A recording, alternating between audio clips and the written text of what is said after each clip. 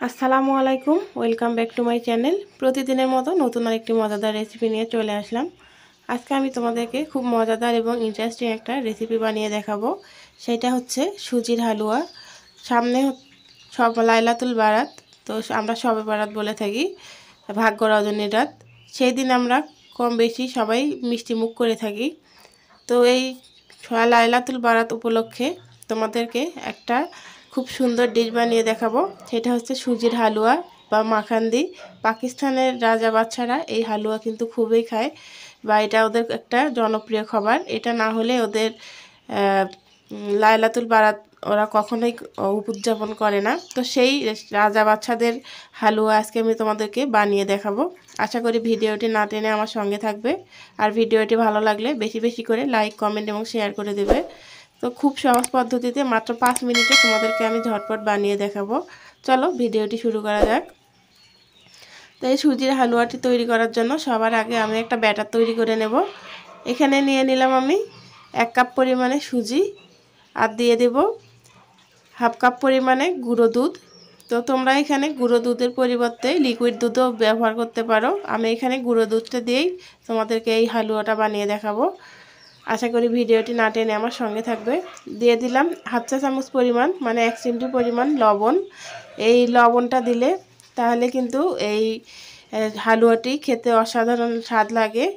তো আমি যে কাপ দিয়ে বা যে বাটি দিয়ে আমি সুজি মেপে নিয়েছিলাম 1 বাটি, সেই বাটি দিয়ে 2 বাটি আমি দিয়ে দিলাম পানি। তো এগুলো দিয়ে এখন খুব ভালোভাবে আমি একটা ব্যাটার তৈরি করে নেব। খুব সুন্দর করে একটা মিক্স সফট ব্যাটার তৈরি করে নেব। তো চলো দেখতে থাকো আর কি কি উপকরণ ব্যবহার করছি আর কিভাবে এই ডিশটি তৈরি করছি তোমাদের সঙ্গে আমি আস্তে আস্তে শেয়ার করব। দেখো ব্যাটারটা কিন্তু প্রায় তৈরি হয়ে গেছে। এখন আমি এটা এক সাইডে রেখে দেব। তার আগে আমি দিয়ে দিচ্ছি একটুখানি নারকেল কোড়া। এখানে 2-3 চা চামচের মতো নারকেল কোড়া আছে। তো তোমরা চাইলে এটা কিন্তু স্কিপ করতে পারো, আর দিলে কিন্তু খেতে ভীষণই মজা লাগে। তোমরা জানো যে কোনো পায়েসে বা যে কোনো হালুয়াতে নারকেল দিলে এর স্বাদটা দ্বিগুণ বেড়ে যায়। এখন চুলায় একটা ফ্রাই প্যান বসিয়ে দিলাম। এটাতে দিয়ে দিলাম 1 চা চামচ পরিমাণে ঘি। এখন আমি এই ঘিয়ের মধ্যে তিল, চীনাবাদাম আর কিশমিশ ভেজে নেব। অবশ্যই কিন্তু এই পর্যায়ে চুলার হিটটা মিডিয়াম টু লো রাখবে, তা না হলে কিন্তু এগুলো পুড়ে যাবে। তো এখন আমি এগুলো হালকা ভেজে নেব।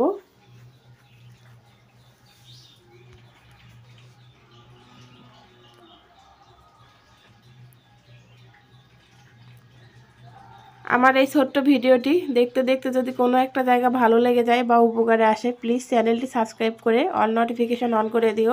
তাহলে আমি নতুন কোনো ভিডিও দেওয়ার সঙ্গে সঙ্গে পৌঁছে যাবে তোমাদের কাছে নোটিফিকেশন। আর যারা আজকে ফার্স্ট টাইম আমার ভিডিও দেখছো, পরবর্তীতে নতুন কোনো ভিডিও সবার আগে পেতে হলে প্লিজ চ্যানেলটি সাবস্ক্রাইব করে অল নোটিফিকেশন অন করে দিও। তাহলে আমি নতুন কোনো ভিডিও দেওয়ার সঙ্গে সঙ্গে পৌঁছে যাবে তোমাদের কাছে নোটিফিকেশন। তো দেখো আমি কিশমিশ, কাজু, চীনাবাদাম আর তিলগুলো উঠিয়ে নিলাম। এখন আমি দিয়ে দিলাম 3-4 চা চামচের মতো ঘি। এই হালুয়াটার মেইন হচ্ছে ঘিটা, কিন্তু এই ঘিটা দিয়ে ভাজলে পারে বা এই ঘিটা দিয়ে রান্না করলে কিন্তু অসম্ভব একটা সেন্ট বা গ্রান আসে, আবার খেতেও ভালো লাগে। এখন দিয়ে দিলাম যে কাপ দিয়ে, যে বাটি দিয়ে আমি সুজি নিয়েছিলাম, সেই বাটি দিয়ে 1 বাটি চিনি আমি ক্যারামেল তৈরি করে নিলাম। ক্যারামেলটা কিন্তু অবশ্যই ব্রাউন কালার করে তৈরি করবেন, বেশি কড়া করে এটা তৈরি করতে যাবেন না, তাহলে কিন্তু খেতে তেতো লাগবে। তো এখন আমি দেখো আগে থেকে তৈরি করা ব্যাটারগুলো দিয়ে দিলাম। দিয়ে এখন আমি অনবরত নাড়তে থাকবো। নাড়তে নাড়তে এক পর্যায়ে যখন আঠালো হয়ে যাবে তখন আমি চুলার হিটটা বন্ধ করে দেব।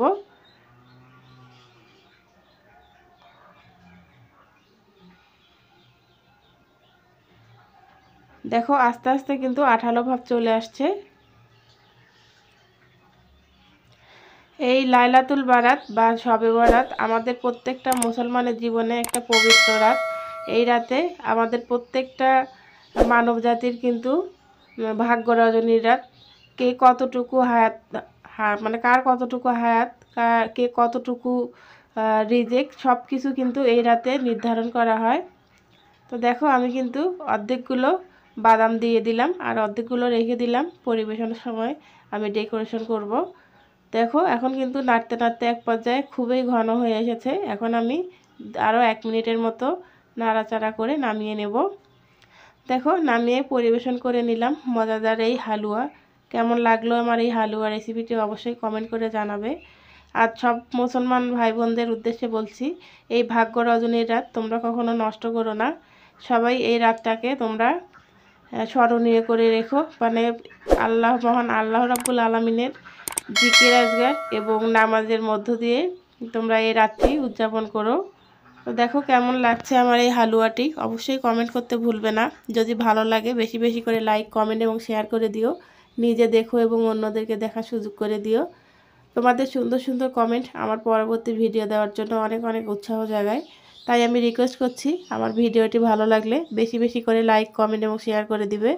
আর আমি রিকোয়েস্ট করছি একবার হলেও বাসায় এইভাবে ট্রাই করার জন্য। আশা করি তোমাদের ভালো লাগবে।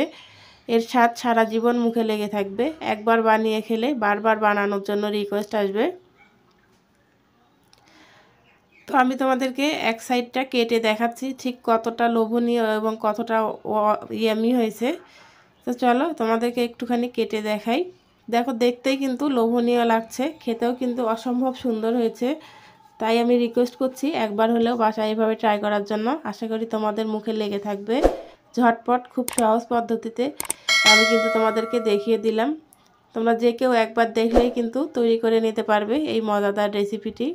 তো বন্ধুরা চলো একটু তোমাদেরকে কেটে দেখাই ঠিক কতটা লোভনীয় হয়েছে। রুটি, পরোটা অথবা যে কোনো রুটির সঙ্গে হোক বা পরোটার সঙ্গে হোক না কেন তোমরা কিন্তু মিষ্টি ডিশ হিসাবে, ডেজার্ট হিসাবে এটা তৈরি করে নিতে পারো। তো আজকে এই পর্যন্ত। আল্লাহ হাফেজ।